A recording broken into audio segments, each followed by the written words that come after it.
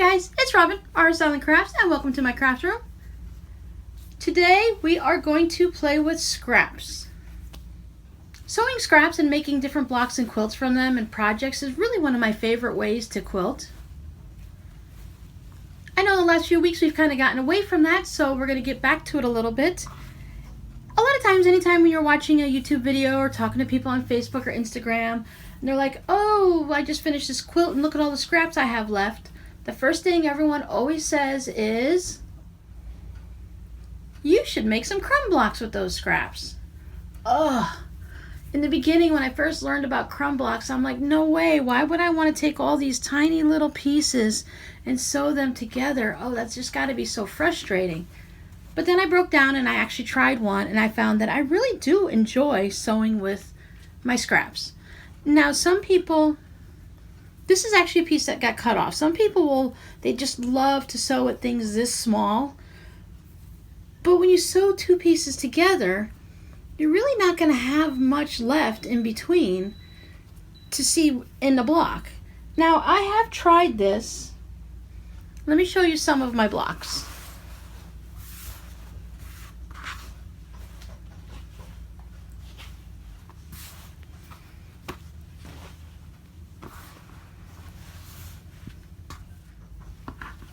This is one of the ones that I'd found when I was digging through my scraps and looking for, I knew I made blocks back in the day, way back when, and I knew I just wanted to find them. So I found these. Now, there are some really small pieces in here. And then a couple little bit bigger ones. Now, back then I didn't mind. Sometimes it just happens when you start stitching things together, your pieces will get a little bit smaller. But now compared to that, here's one I've made recently. I do have a narrower strip and a little bit here, but I don't have as many small pieces in this one as I did in this one. And this is really isn't even, this is big for some people. Some people stitch with things even much smaller than this, and they do it on purpose. And that's fine for them. But for me, I kind of like my pieces a little bit chunkier. I think little bits of fabric and all will bring the interest into the block, and I don't have to go teeny tiny. Plus, you remember, you have to deal with all the seams in the back. So when you go to quilt it, if you have a lot of the teeny tiny pieces, like this piece, this could be really standard for someone. Look at it compared to the tip of my finger. And my finger is just a little bit over ½ an inch wide, so that's a really tiny piece. So on the back of this block, you're going to have tons of seam allowance back here, and you have to quilt over that. So that could be difficult for some machines.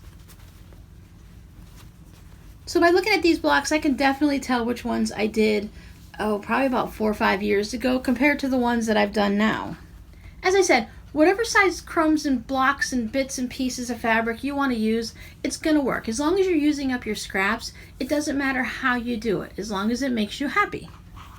And of course, as long as your quilt doesn't fall apart when you put it in the wash, right?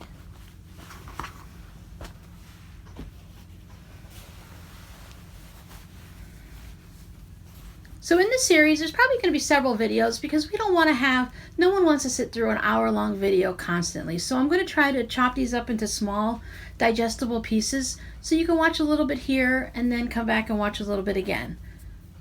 I'm not going to make you wait until every Friday to have these. Whenever I have the videos up and edited and ready to go, I'll just surprise you and pop them up onto my YouTube channel. So if you want to follow through on this process, it might be a good idea to go ahead and click the subscribe button and ring the little notification bell, and YouTube will let you know whenever I have the video up.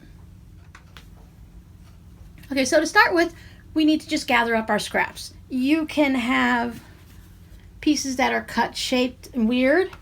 You can have chunks from, let's say you started making crumb blocks and then you just stopped. So you can have some pieces that were already stitched together. If you want, you can have some large pieces too. This is from one of those panels where you can make a Halloween vest. You just cut it out of the panel and stitch it together.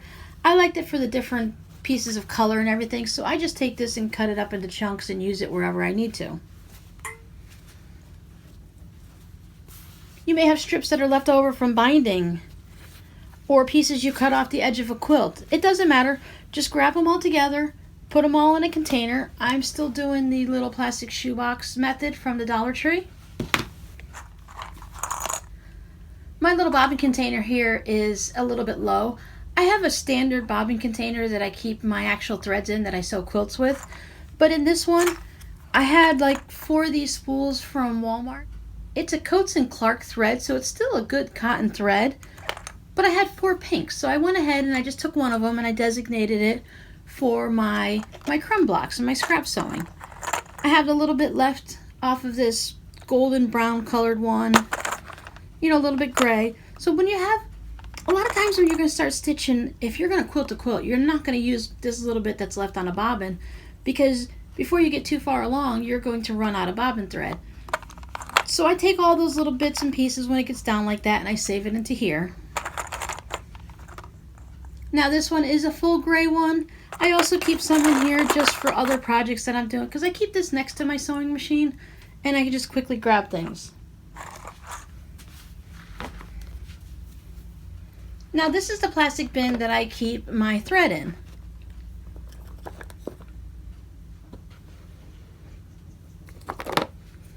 See, here's some of the pink, a different brighter color. I have a lot of this dual duty that I either picked up from Joann's or from Walmart. And if I also already have these, I buy these. These are from Connecting Threads. I believe it's, yep, it's their Essential. It's Essential Connecting Threads, 100% long staple cotton satin finished thread. I like to use this for stitching my blocks together and for quilting. But I have a lot of these other ones, like these Coats and Clarks. I use these. Sometimes I'll use them for quilting if it's something, a special color like this turquoise. Otherwise, I save these for when I want to make scrap quilts. Since I sew with these mostly for my quilts, and I'm not just going to throw these away, I could donate them, but why not use them for scraps? It's like I don't need this. I don't always need this yellow when I have 3 other shades of yellow in here. So a lot of times I'll just take one of these and I'll pop it into my sewing machine, or I'll keep it in. I already have one on my sewing machine, but normally I keep a spool in here.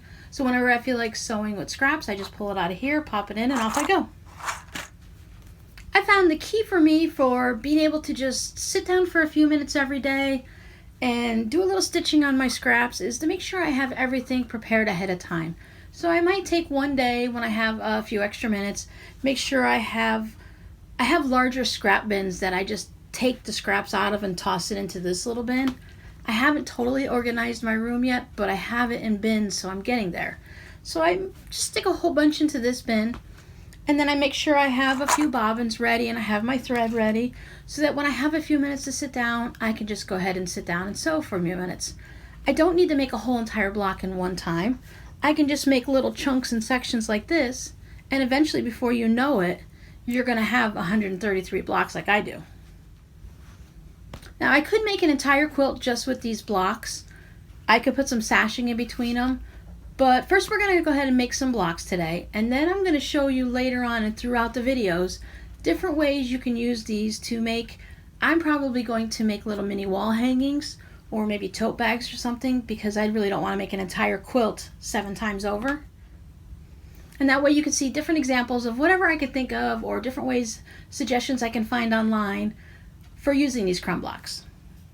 If you'd like to join me and start sewing some crumb blocks, gather up all your supplies, and in the next video we'll start cutting pieces up and sewing pieces together, and we'll go from there. And if you just want to watch and enjoy the ride, well, that's fine too. I'll see you next time. Bye!